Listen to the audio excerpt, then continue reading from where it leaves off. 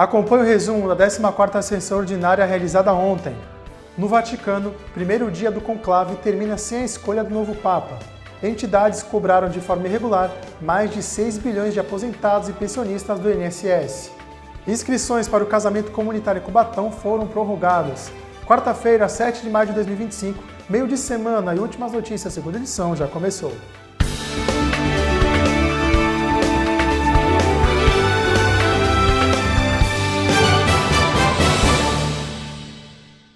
Olá, boa noite. Teve início nesta quarta-feira, lá no Vaticano, o conclave para escolher o novo líder da Igreja Católica. Como esperado, os cardeais não chegaram no consenso na escolha do novo pontífice. No primeiro dia de conclave no Vaticano, os 133 cardeais, dentre eles 7 brasileiros, não escolheram o novo líder da Igreja Católica para eleger o novo sucessor de Pedro. É necessário que um dos cardeais tenha 89 votos. Nas cédulas, os cardeais escrevem o nome do escolhido com a frase em latim: "Eu elejo como sumo pontífice". O padre Wilson Ribeiro, da paróquia Nossa Senhora da Lapa, explicou como é o processo. O conclave é uma reunião onde se reúnem os cardeais, né, do Colégio de Cardeais, aqueles que têm 80, todos eles vão, mas aqueles que têm 80 anos são os que podem votar, né? Então, aqueles que têm até 80 anos.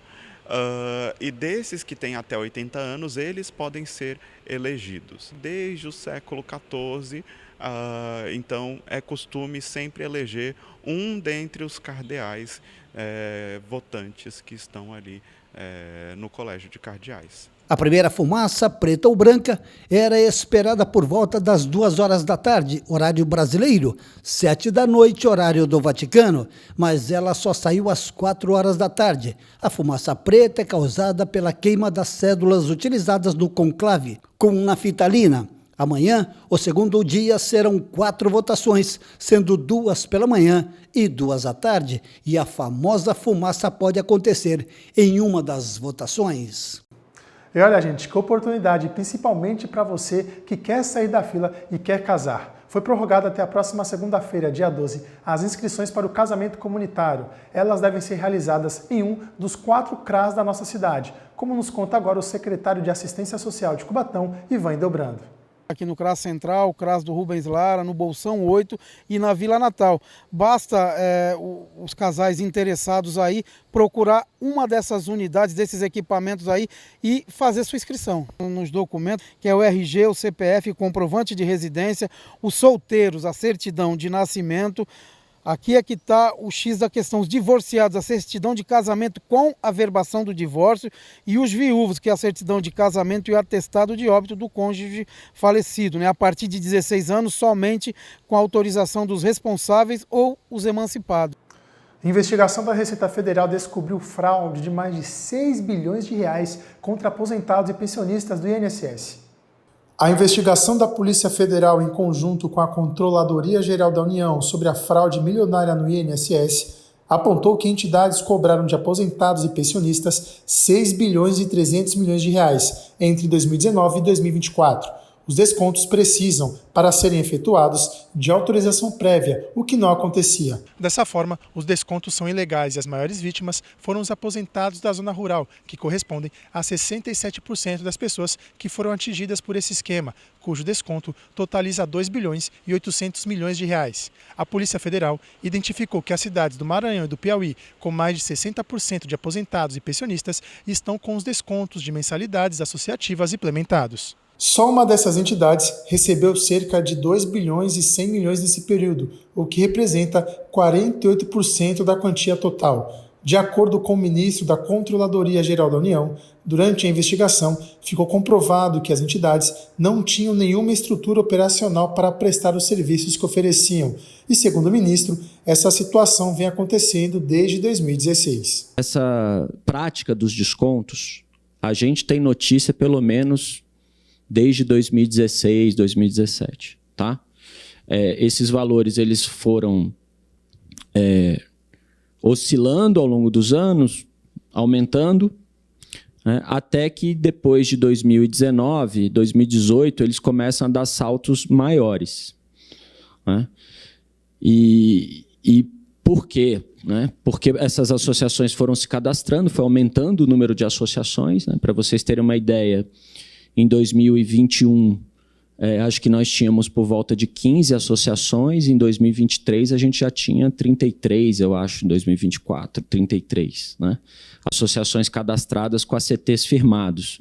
Né? Em 22 a gente tem essa resolução do INSS que diz o que precisa ser feito para o ACT ser assinado, para o acordo de cooperação técnica ser assinado e para as pessoas poderem ter os descontos efetivados.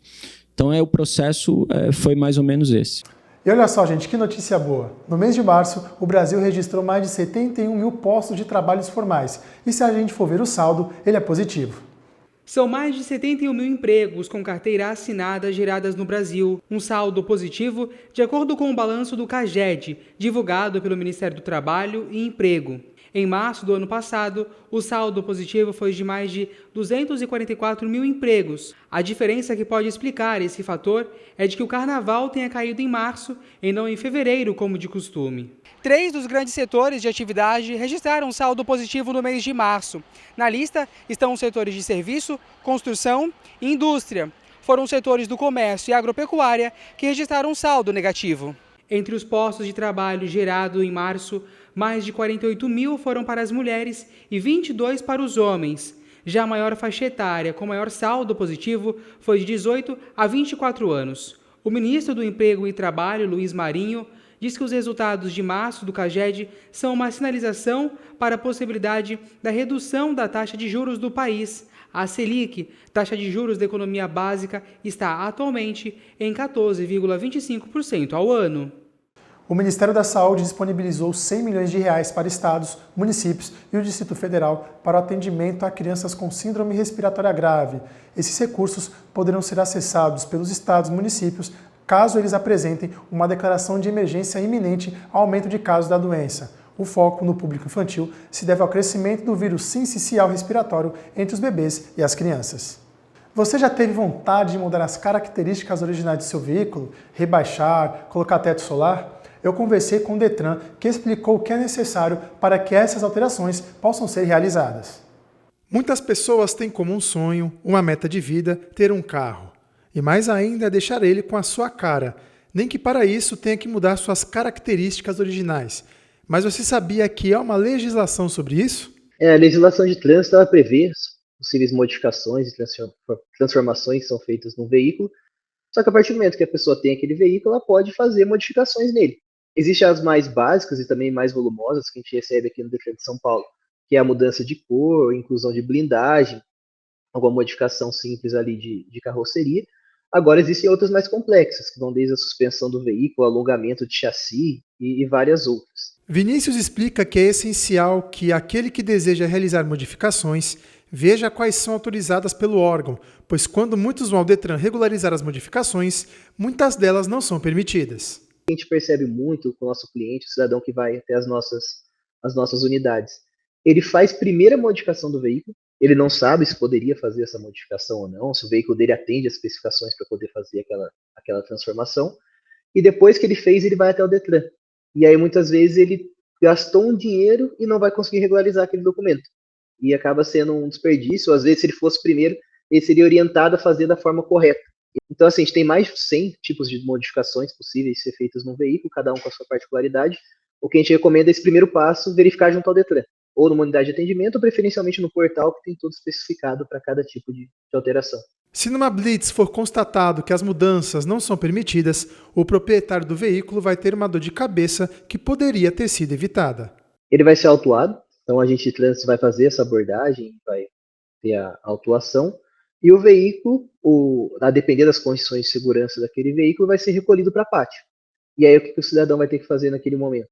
Primeiro, vai ter o custo ali do dia que ele perdeu o veículo, o custo do pátio para fazer a liberação, e ele vai ter que regularizar a documentação para fazer a retirada e aí voltar até a posse do veículo. Porque vai ser inserida uma restrição no veículo, ele não vai conseguir licenciar enquanto não regularizar. Se a mudança desejada não é permitida, não é porque o Detran implica por qualquer coisa, mas sim porque essa alteração compromete a sua e a segurança de todos. Um veículo mal modificado, mal transformado, ele vai ter um problema na rua, ele trava uma rodovia, ele trava uma situação ali e atrapalha a cidade, o dia de milhões de pessoas. A gente está aqui em São Paulo, a gente passa por isso todos os dias.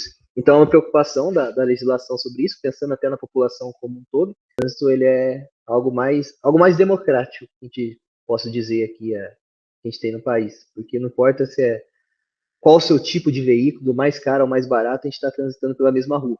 E não só a gente, como todas aquelas pessoas em volta estão envolvidas, então tem essa grande preocupação. Ontem foi realizada a 14ª sessão ordinária. Washington Luiz conta pra gente o que aconteceu. 3 projetos de lei estavam na ordem do dia da 14ª sessão ordinária da Câmara de Cubatão. Porém, logo no início da sessão, ela foi interrompida para que os parlamentares recebessem uma comissão de professores e atentamente ouvissem as reivindicações pretendidas por eles. De volta ao plenário, o vereador Carioca estava inscrito para a apresentação dos seus trabalhos e ele pediu, através de requerimento, a possibilidade de ampliar o acesso ao exame de mamografia para as mulheres com idade inferior a 50 anos. Na ordem do dia, o projeto de lei que institui a obrigatoriedade de capacitação dos servidores públicos em temas relativos à equidade de gênero e violência contra a mulher no município de Cubatão, também estava na ordem do dia, o que institui o Programa de Cooperação e Código Sinal Vermelho como medida de combate e prevenção à violência doméstica familiar, este de autoria da vereadora Jaque Barbosa, e o projeto de lei que declara de utilidade pública a entidade Limpa Rio dos Manguezais de Cubatão, de autoria do presidente da Casa de Leis, o vereador Alexandre Mendes Topete. Todos esses foram aprovados em segunda discussão e em sessão extraordinária.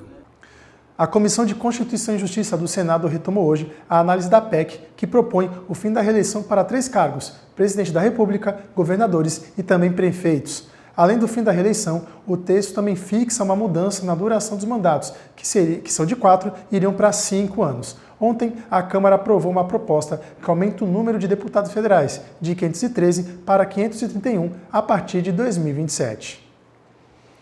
A Anvisa aprovou um medicamento que retarda o avanço do Alzheimer. Mais de 1.700 pacientes que tinham a doença ou demência em estágio leve foram avaliados durante 72 semanas. O medicamento Kinsula, indicado para o tratamento de comprometimento cognitivo leve e demência leve associados ao Alzheimer, foi aprovado pela Anvisa, a Agência Nacional de Vigilância Sanitária. Segundo o órgão, o donanemab é um anticorpo monoclonal que se liga a uma proteína chamada beta-amiloide, reduzindo elas e, assim, retardando a doença. 1.736 pacientes participaram do estudo, onde receberam a aplicação do medicamento durante 72 semanas. 4 semanas após o fim da medicação, os pacientes tratados com donanemab apresentaram uma progressão clínica significativa da doença. O medicamento já pode ser distribuído e utilizado em todo o país, seguindo as indicações e limites aprovados pela Anvisa. O medicamento é contraindicado para pacientes que estejam tomando coagulantes, incluindo varfarina, ou que, durante a ressonância magnética realizada antes do tratamento, tenham sido diagnosticados com angiopatia amiloide cerebral, pois os riscos a esses pacientes são maiores do que os benefícios. As reações ao medicamento são relacionadas à infusão e os seus sintomas são similares aos da gripe: dores de cabeça, febre e anormalidades relacionadas à proteína amiloide. No próximo bloco, vamos ver como fica o tempo amanhã em Cubatão. Já no esporte, São Paulo ganha, Corinthians empata e o Palmeiras encerra os preparativos para o confronto contra o Cerro Porteño. E você, já está nos acompanhando pelas nossas redes sociais? Ainda não? Então vai lá, @TV Câmara Cubatão no Facebook, YouTube e Instagram. O seu N volta já.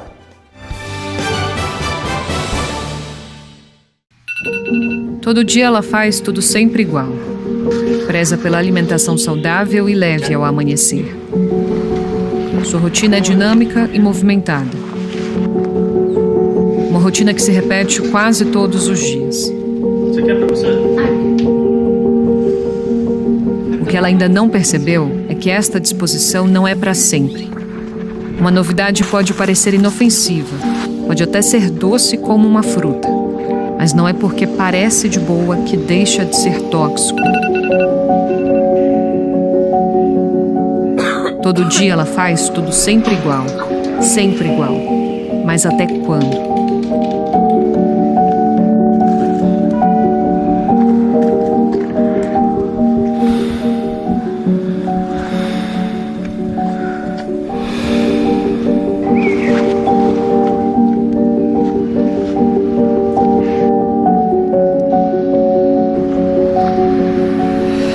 Mas o que parece ser bom traz o sabor da morte. Pode não parecer, mas cigarro eletrônico é cigarro. Cuide da sua saúde e, se precisar, busque ajuda. O SUS pode ajudar você a parar de fumar. Uma campanha do Ministério da Saúde com o Instituto Nacional de Câncer, Governo Federal, União e Reconstrução.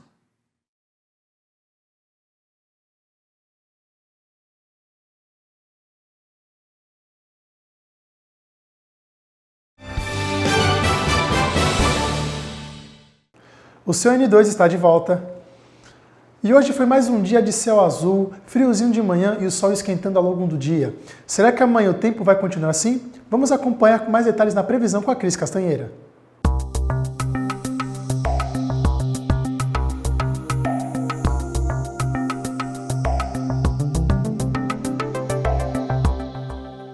A quinta-feira amanhece com sol entre nuvens que se estendem ao longo do dia. Não há previsão de chuva. Os termômetros sobem com mínima marcando 20 e máxima 28 graus. Vento moderado em todos os períodos e a umidade relativa do ar fica entre 66% e 89%.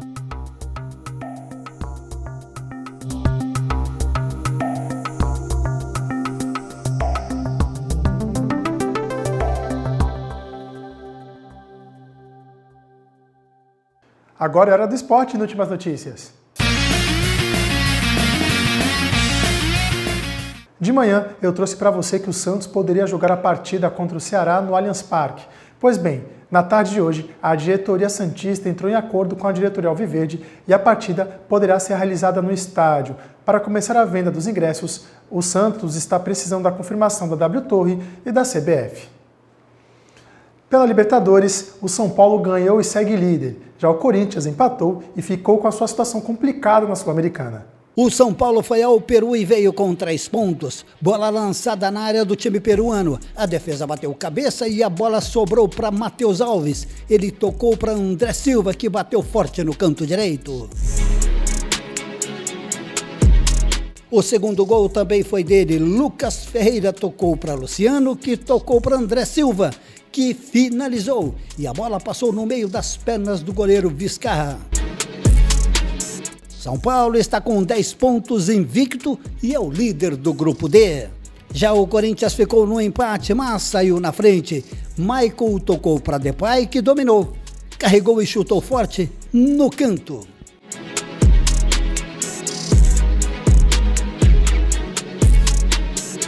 Mas logo no começo do segundo tempo, cobrança de escanteio ensaiada e Carrascal cruzou na área, a defesa corintiana não viu Navarro, que estava sozinho e empatou. O Corinthians fica com 5 pontos na tabela de classificação. Falamos do São Paulo, do Corinthians e do Santos, agora é a vez do Palmeiras, que encerrou a sua preparação para o confronto de logo mais às 9h30 da noite contra o Cerro Porteño. A equipe é líder do seu grupo na Libertadores com 9 pontos, ou seja, está invicta. E se vencer essa partida, o Alviverde garante a sua classificação para a próxima fase da competição. E chegou ao fim o seu N2. Amanhã, 12h30, o Jefferson Santos, na hora do seu almoço, vem com mais informações de Cubatão e do Legislativo na nossa primeira edição. Fique com a gente também no YouTube, Facebook, Instagram, @TV Câmara Cubatão. Tenha uma ótima quinta-feira, uma boa noite e até amanhã. Tchau!